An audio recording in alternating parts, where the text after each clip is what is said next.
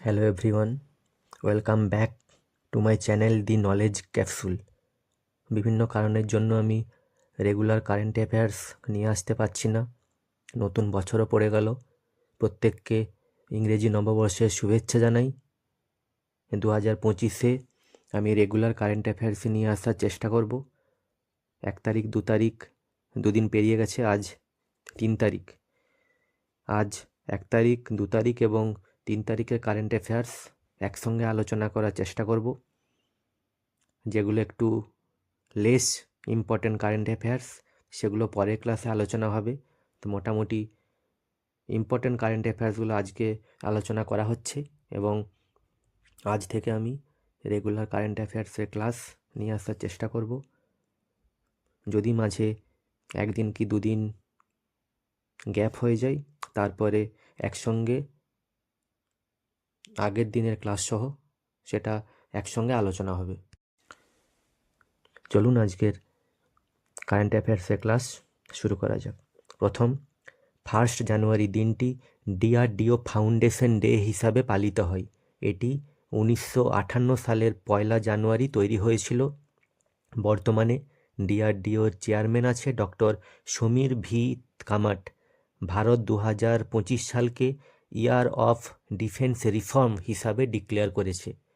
এই 1 জানুয়ারি দিনটি global family day হিসাবে পালিত হয়। পরবর্তী, 2024 সালের ন্যাশনাল স্পোর্টস অ্যাওয়ার্ড দেওয়া হবে সম্প্রতি।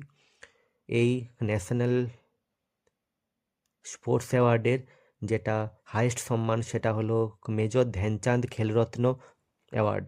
এবছর মোট 4 জনকে সিলেক্ট করা হয়েছে এই মেজর ধ্যানচাঁদ খেলরত্ন অ্যাওয়ার্ডের জন্য। এই 4 জন হলেন মানু ভাকের, গুকেশ ডি, হারমানপ্রীত সিং এবং প্রবীণ কুমার। 4 বছরের পারফরমেন্সের উপর ভিত্তি করে সাধারণত এই পুরস্কার প্রদান করা হয়। 2021 সালে রাজীব গান্ধী খেলরত্ন এই নামটি পরিবর্তন করে মেজর ধ্যানচাঁদ খেলরত্ন করা হয়। 1991-92 সালে প্রথম এই অ্যাওয়ার্ড প্রদান করা হয়। এই অ্যাওয়ার্ডের প্রথম রেসিপিয়েন্ট ছিলেন বিশ্বনাথন আনন্দ। প্রথম উমেন রেসিপিয়েন্ট ছিলেন কারনাম মালেশ্বরী। ন্যাশনাল স্পোর্টস অ্যাওয়ার্ডেরই সেকেন্ড হাইয়েস্ট সম্মান হলো অর্জুন পুরস্কার। এবছর মোট 32 জনকে এই পুরস্কার দেওয়া হয়েছে।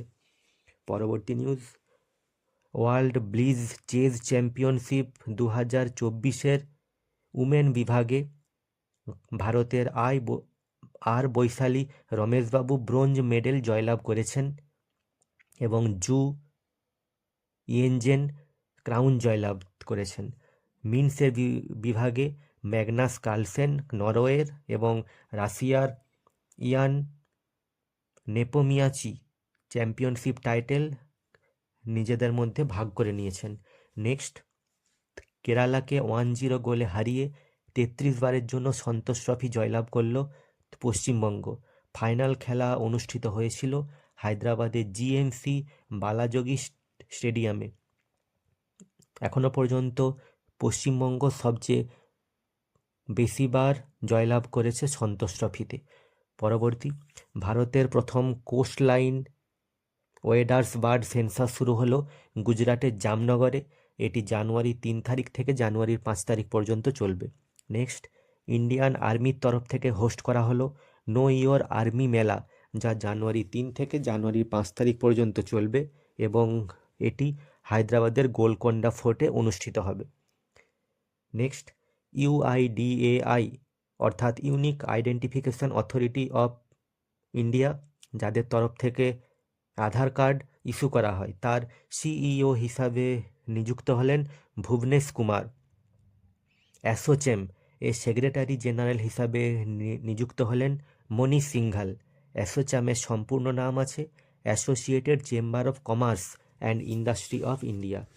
পরবর্তী, আইসিএমআর এর ন্যাশনাল ইনস্টিটিউট অফ নিউট্রিশনের নতুন চিফ হিসাবে নিযুক্ত হলেন ভারতী কুলকার্নি। পরবর্তী, গুজরাট সরকার নতুন জেলা সৃষ্টির জন্য অনুমোদন দিল, যার নাম ভাবথারার। এটি বানসকাঁথা জেলাকে ভেঙে গঠন করা হবে। নতুন জেলাটি গুজরাটের 34তম জেলা হিসাবে আত্মপ্রকাশ করবে। নেক্সট, কন্যাকুমারীতে ভারতের প্রথম গ্লাস ব্রিজ নির্মাণ করা হলো, যা সমুদ্রের উপর অবস্থিত। এই ব্রিজটি কন্যাকুমারীর বিবেকানন্দ রক মেমোরিয়াল এবং 133 ফুট থিরুভাল্লুভার স্ট্যাচুকে কানেক্ট করবে। এই প্রসঙ্গে বলে রাখি, পৃথিবীর লংগেস্ট এবং হাইয়েস্ট গ্লাস ব্রিজ চীনের ঝাংজিয়াজিতে অবস্থিত।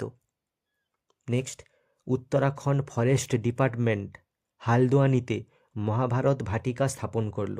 মহাভারতে উল্লিখিত 37টি উদ্ভিদ প্রজাতির এখানে পরিচর্যা করা হবে। প্রসঙ্গত উল্লেখ্য, রামায়ণ ভাটিকাও এই হালদোয়ানিতেই অবস্থিত।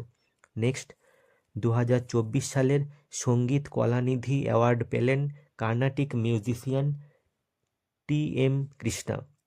কার্নাটিক মিউজিকের শ্রেষ্ঠ সম্মান হলো সঙ্গীত কলানিধি অ্যাওয়ার্ড। কার্নাটিক মিউজিক কিন্তু কর্ণাটকের মিউজিক নয়, সমস্ত সাউথ ইন্ডিয়ান মিউজিককে একসঙ্গে কার্নাটিক মিউজিক নামে অভিহিত করা হয়। পরবর্তী, ভায়াকম 18 মিডিয়া রিলায়েন্স ইন্ডাস্ট্রিজের ডাইরেক্ট সাবসিডিয়ারি হিসাবে আত্মপ্রকাশ করল। পরবর্তী, নেপালের গুরুং কমিউনিটি তাদের new year festival Tamu Losar celebrate করল। এটি নেপালি মান্থের 15ই পৌষ পালন করা হয়। পরবর্তী নিউজ এবং আজকের লাস্ট, বসনিয়ার traditional love songs sevdalinka UNESCO cultural heritage লিস্টে যুক্ত হলো। Thank you, by.